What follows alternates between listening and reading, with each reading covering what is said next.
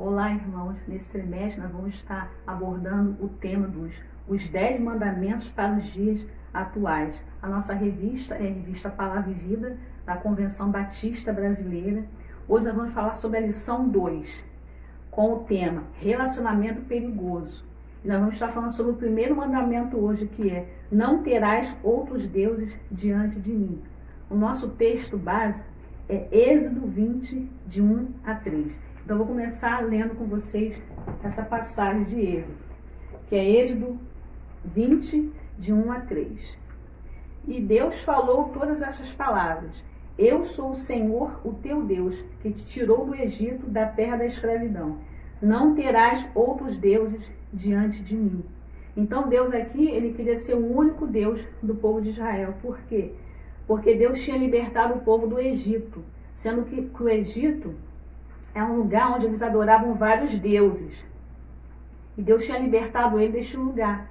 Deus não só não queria que eles fossem idólatras, que eles adorassem outros deuses, que ele fosse o único, o primeiro na vida deles. Deus queria que eles tivessem uma comunhão com eles. Deus queria que eles o amassem, que o temessem. E os 10 mandamentos, Deus deu, no caso a Moisés, no Monte Sinai, porque para que o povo pudesse viver em paz, viver em ordem, viver em harmonia. Porque o povo, quando saiu do deserto, ficou meio perdido. E agora, como vamos viver? O que nós vamos fazer? Aí por isso Deus veio e deu os 10 mandamentos para Moisés no Monte Sinai. Os 10 mandamentos são regras, são condutas de sobrevivência, para que a gente possa viver o nosso dia a dia. Então, eu vou estar dando um exemplo para vocês em relação a relacionamento perigoso. O que seria isso? Seria um relacionamento que você tem fora da presença de Deus. Relacionamento com o mundo, relacionamento com pessoas que não estão na presença de Deus, relacionamento com pessoas que possam te prejudicar com aquilo que Deus tem para você. Então, quando diz assim no primeiro mandamento, não terás outros deuses diante de mim, é porque Deus quer exclusividade. Deus quer ser um único. Quando a gente começa a ter muitos relacionamentos fora da presença de Deus, isso nos afasta de Deus. Os relacionamentos perigosos, eles causam morte e perdição na nossa vida. E o exemplo que a gente pode falar agora, nesse momento, é sobre a parábola do filho pródigo. O filho pródigo, ele tinha um bom relacionamento com seu pai, com a sua família, ele tinha de tudo, mas em determinado momento ele deixou a carne dele falar mais alto. Ele teve um desejo de ter outros relacionamentos no mundo, de viver outras experiências. Então ele chegou para o seu pai e pediu a parte da herança dele. Aí o pai foi e deu a parte da herança. Ele saiu da casa do pai, foi para o mundo, e ele gastou todos os seus bens com coisas erradas, com orgias, com relacionamentos que não agradam a Deus. Depois que ele fez isso, ele perdeu tudo. Aí ele se arrependeu, ele caiu em si, ele lembrou da casa do pai dele, como ele vivia com o pai, tudo aquilo que ele tinha, que não tinha necessidade de estar passando por aquilo que ele estava passando naquele momento. Ele chegou a um ponto que até fome ele passou. Aí ele voltou para a casa do pai. E isso acontece muitas das vezes conosco, quando a gente aceita Jesus, quando a gente está na presença de Deus, quando a gente está na casa de Deus. A gente sente desejo do mundo. A gente às vezes fica chateado porque Deus não responde às nossas orações, alguma coisa que a gente deseja, Deus não responde, as coisas não acontecem, e a gente fica chateado, a gente sai da casa do Pai, sai da presença de Deus e vai para o mundo.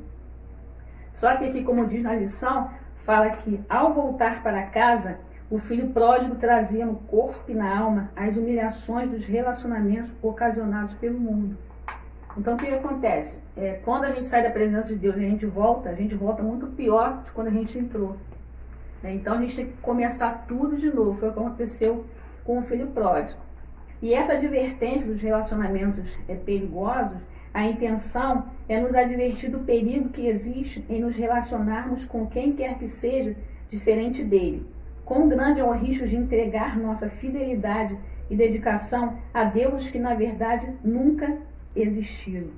Então aqui está falando sobre algo que a última lição que eu ministrei a vocês, eu falei, é muito difícil, muito perigoso a gente se relacionar com pessoas que não têm o mesmo entendimento que a gente tem, que não servem o mesmo Deus, que não têm a mesma fé, que não têm o mesmo objetivo. Toda vez que a gente tiver pessoas próximas a nós, dos nossos relacionamentos pessoais, nós vamos sofrer. Isso foi o que aconteceu com o filho pródigo e acontece com todos aqueles que se afastam da presença de Deus. E quando a gente faz isso, quando a gente às vezes entrega toda a nossa vida a um relacionamento que depois não dá certo, a gente entrega toda a nossa vida a uma amizade, a gente dedica a gente coloca toda a nossa dedicação em um bem, em alguma coisa que a gente coloca como mais importante do que Deus, a gente está fazendo com que aquilo seja o nosso Deus, como se aquilo estivesse ocupando o lugar de Deus. E fala que quando a gente faz isso, a gente cria outros deuses. A palavra de Deus diz que não existe outros deuses, só existe Deus, que é o Criador dos céus e da terra, aquele que enviou seu Filho Jesus Cristo para morrer na cruz por nós. Mas nós fazemos outros deuses quando a gente coloca outras coisas, outras pessoas no lugar de Deus. O primeiro mandamento é um alerta. Se optarmos por Deus, teremos guarda, carinho, salvação. Mas se o substituirmos por algo ou alguém, estes nos trarão falsas e momentâneas alegrias, pois fora de Deus teremos humilhação, desesperança e condenação. Quer dizer, existe uma consequência. Se você seguir o mandamento, se você está nos caminhos de Deus, né, não significa dizer que você não vai ter problema ou dificuldade, mas você vai ter salvação, você vai ter sempre Deus ao seu lado. Mas se você optar por outra coisa, ou por outra pessoa que não seja Deus, você vai se afastar de Deus, você vai sofrer, você vai ser humilhado, como o exemplo do filho pródigo, que se afastou do pai, se afastou da sua casa e foi humilhado e depois teve que voltar. Só que, infelizmente, em todos os casos, nem todo mundo consegue, como o filho pródigo, voltar. Quantas pessoas a gente vê que está anos afastado, que não consegue voltar para o Evangelho? Então não pense, eu vou para o mundo, depois qualquer coisa eu volto. Não faça isso, porque muitas das vezes você não pode não conseguir mais voltar. O primeiro tópico que eu vou estar compartilhando com vocês hoje é relacionamento com Deus e deuses na Bíblia. A intenção da Bíblia é clara, em provar que só existe um único Deus. Não existe Deus. Então, na Bíblia, existem várias passagens dizendo que só existe um Deus, como, por exemplo, Isaías 43:10, 1 Coríntios 8:6. Só que, infelizmente, no passado, as pessoas adoravam outros deuses. No passado, o povo criava Deus para adorar. Não existe Deus. Entretanto, no período do antigo povo de Israel, muitas nações adoravam seus ídolos. Os filisteus suplicavam a Dagon por prosperidade em suas colheitas. Moloque era adorado pelos amorreus e exigia crianças como sacrifício. Uma abertura na estátua de Moloque foi transformada em fornalha e ali os bebês eram lançados sobre a chama ardente e sacrificados. Então aqui a gente está vendo vários exemplos de deuses, né, do passado que ocorreram na Bíblia e sobre o verdadeiro Deus, que é o Deus que é o Criador dos céus e da terra, é o Deus que tem todo o poder, é o Deus que ressuscita mortos, é o Deus que nos dá a vida e vida com abundância. Quando Deus chama Abrão para a sua jornada de fé, lhe assegura que será o seu Deus e irá protegê-lo. Após levar o povo da servidão no Egito, Deus os lembra que ele foi quem os tirou da escravidão e reafirma: eu sou o Senhor teu Deus. Então, toda vez que Deus nos chama para estar com ele, ele sempre frisa isso, que ele precisa estar em primeiro lugar na nossa vida, que ele precisa ser o nosso único Deus. Nós precisamos colocar a nossa vida, a nossa confiança nele. Deus exige de nós exclusividade. Não tenha outros deuses. Alguns interpretam este primeiro mandamento com uma arrogância divina. Uma rápida análise diria que Deus quer tudo para a sua glória. Imagine alguém nos dizer: não tome mais remédio, vou curar todos vocês. Não trabalhem mais, eu vou sustentar vocês. Será que alguém ou algo é capaz de ordenar isso e cumprir? Jamais. Mas Deus é capaz. Sim, claro. Então Deus não é arrogante, mas poderoso, pois promete e cumpre. Então, como eu falei, Deus, ele quer ser o primeiro na nossa vida. Deus, ele deseja que a gente tenha uma intimidade com ele. Deus deseja que a gente possa compartilhar tudo com ele. Não só as coisas boas, mas as coisas ruins, os nossos maus pensamentos, maus desejos. Aquilo que muitas das vezes a gente tem vergonha de falar para Deus. A gente tem vergonha de estar na presença de Deus por algum pecado, alguma coisa que a gente esteja cometendo, alguma coisa que a gente esteja fazendo. Deus se agrada que assim que a gente acorde, a gente fale com ele. Deus se agrada que antes de dormir nós falemos com ele. E que tudo que nós formos fazer primeiro, a gente peça a opinião dele, a gente coloque ele a par de tudo que nós vamos viver, que nós vamos fazer. Essa é a intenção de Deus, porque Ele nos ama e Ele tem ciúme de nós. Deus não aceita nos dividir com ninguém, né? Deus, Ele fala que nós não podemos servir a dois senhores, né? Ou a gente ama a Deus, ou a gente ama o mundo. Ou a gente ama a Deus, ou a gente ama o dinheiro, ou a gente ama a mamon. Então Deus, Ele nos quer por inteiro, né? Deus não nos quer divididos. Os relacionamentos com ídolos podem nos trazer danos futuros terríveis. Por isso é seguro crer em Deus e seguir o primeiro mandamento. Não coloque nada na frente de Deus. Ele quer prioridade. Então, quando a gente faz outros deuses, quando nós não colocamos Deus em primeiro lugar, né, isso vai refletir no nosso futuro, né, porque a palavra de Deus diz que a gente colhe aquilo que a gente planta. Então, se nós estamos plantando hoje uma vida distante de Deus, uma vida colocando outros deuses, é aquilo que nós vamos colher no futuro.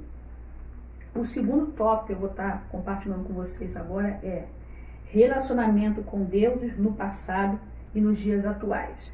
No passado, muito mais pessoas se inclinavam diante dos ídolos, apesar de encontrarmos muitos povos, nações e tribos que ainda adoram deuses de madeira, pedra e metal. O avanço do cristianismo fez com que essa prática relacional e religiosa diminuísse. Entretanto, os dias atuais têm seus novos deuses. Então, o que acontece? No passado, os deuses eram deuses de pau, deuses de pedra. Isso quer dizer que hoje ainda não existe, mas diminuiu bastante. Só que o ser humano, pelo desejo da carne dele, ele desenvolveu outros ídolos, como, por exemplo, o dinheiro, o sexo, a bebida, a comida, o poder. Tudo isso ocupa o lugar de Deus na vida do ser humano. Aí ele fala que, por exemplo, o sexo, né? Quantas pessoas perdem seu casamento, quantas pessoas não conseguem ter um relacionamento físico porque não conseguem ficar com uma única pessoa, né? O desejo do sexo, fazer sexo com várias pessoas. Então aqui diz assim, ó, a sociedade atual colhe frutos amargos dos relacionamentos com seus deuses. A adoração desenfreada ao sexo disseminou ao mundo o vírus da AIDS. A doença hoje é a causa de 15 mil mortes por ano e essa doença ainda não tem cura. Então, quantas pessoas hoje têm essa doença e ainda vão adquirir essa doença? Ela não tem cura. Como, por exemplo, também a Covid-19 hoje. Está surgindo a vacina, mas ela ainda não tem cura. Então, são tudo situações que acontecem na nossa vida para que nós venhamos a refletir, independente de nós sermos cristãos ou não. Como nós temos vivido, o que nós temos feito da nossa vida. Porque, como eu falei, a gente colhe aquilo que a gente planta. Então, a gente tem que repensar a nossa vida como nós temos vivido e não colocar essas coisas em primeiro lugar, porque isso tudo é desejo da nossa carne, como o dinheiro, o sexo, o poder, os bens materiais. Quantas pessoas, às vezes, colocam, por exemplo, o marido em primeiro lugar, os filhos, o emprego, os bens materiais.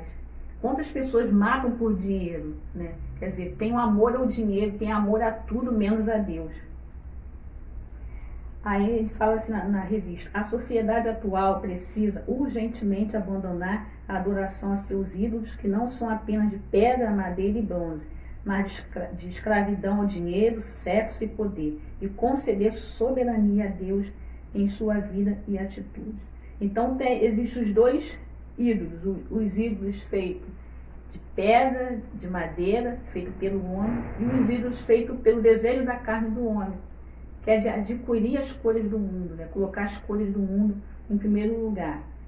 O terceiro e último tópico que eu vou estar compartilhando com vocês é ofertas dos falsos deuses nos dias atuais. Então a gente tem, por exemplo, o exemplo de Daniel, Sadraque, Mesaque e Abednego. Eles foram escolhidos para poder servir no palácio do rei Nabucodonosor, e ali eles recusaram as iguarias do rei, né? Eles preferiram fazer e comer sua própria comida e não se contaminar e comer a comida do reino, a comida do palácio. E eles não abandonaram o seu Deus, eles continuaram sendo fiéis apesar de estarem naquele meio. Um outro exemplo também que a gente pode dar é o próprio Senhor Jesus, que o diabo veio para ele, ofereceu poder, ofereceu o reino, ofereceu o mundo, se Jesus se prostrasse, se Jesus se ajoelhasse a ele e o adorasse. E Jesus se recusou. E muitas das vezes isso acontece conosco. Quantas vezes não são oferecidos, feitas ofertas para nós, né, para o mundo? Nos oferece muitas coisas para nos afastar de Deus. E quantas vezes nós temos caído nessa oferta? Então, aqui está dizendo que, assim como Daniel, Sadraque, Mesaque, Abidnego, e assim como o Senhor Jesus, ele não caiu, a gente também não pode cair nessas ofertas. E não só cair nessas ofertas, né? A gente, muitas das vezes, pensa assim, eu sou uma pessoa boa, eu não me prostituo, eu não bebo, eu não fumo, eu sou uma pessoa de caráter, eu sou trabalhador e acho que isso é suficiente. Nós temos que adorar a Deus, nós temos que nos arrepender do nosso pecado, nós temos que colocar Deus em primeiro lugar. É isso que Deus deseja de nós, que nós venhamos adorá-lo, louvá-lo. Ele precisa ser o nosso Deus. Aí, para nós refletirmos agora, né, em tudo aquilo que nós temos vivido. Muitas das vezes a gente diz amar a Deus, mas a gente não larga os costumes do mundo. A gente não quer mudar nada, a gente quer aceitar a Deus, vir para a igreja e continuar como se estivéssemos vivendo no mundo, né? Então Deus deseja que a gente venha priorizá-lo, que a gente venha colocar ele em primeiro lugar. Se você tem certeza de que obedece aos outros 9 mandamentos, mas ainda declina no primeiro, afirmo que você apenas conhece os mandamentos, mas não os obedece. Então o primeiro mandamento, que é não terás outros deuses diante de ti, é o principal, porque se você não colocar Deus em primeiro lugar, você não vai seguir os outros 9 mandamentos. Então esse é o primeiro, adorar a Deus acima de todas as coisas, ele ser o único primeiro na sua vida. Que aí sim você vai conseguir seguir os outros mandamentos. Agora, para a gente pensar e meditar, responder para nós mesmos, Deus ocupa o primeiro lugar na nossa vida e adoração? É exatamente sobre isso que trata o primeiro mandamento. Nossa vida só tem sentido se Deus estiver em primeiro lugar. Deus é o nosso porto seguro. Então, que a gente possa viver os 10 mandamentos na nossa vida, no nosso dia a dia, que a gente possa realmente não ter outros deuses, que a gente não venha fazer outros deuses, que Deus possa ser o primeiro na nossa vida, o único, e que nós venhamos a nos esforçar para que a gente não venha sair da presença dele, não desanimar, que com certeza Deus vai nos abençoar. É isso que eu desejo para mim e para você, em nome de Jesus.